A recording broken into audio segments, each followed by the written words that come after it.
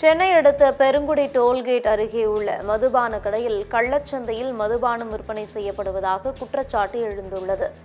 சட்டவிரோதமாக 24 மணி நேரமும் இங்கு மது விற்பனை நடைபெறுவதால் பொதுமக்கள் மது பிரியர்களால் பல்வேறு சிரமங்களை சந்தித்து வருகின்றனர்.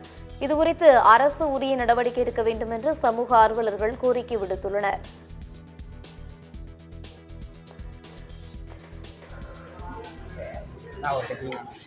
கட்டிங் அண்ணா 10 ரூபா கம்மியாக இருக்குண்ணா.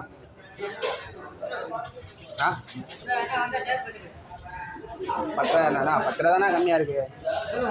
100 ரூபாய் இருக்குண்ணா.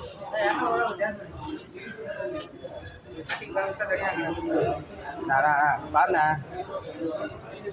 டைம் வேறு ஆயிடுச்சுண்ணா. இப்போ எப்படின்னா ஸ்டார்ட் பண்ணினா இப்போ எங்கிட்ட 100 ரூபாய்க்குது.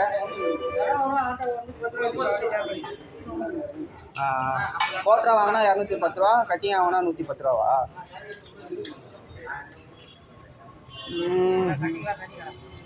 கட்டிங் தனி கணக்கா?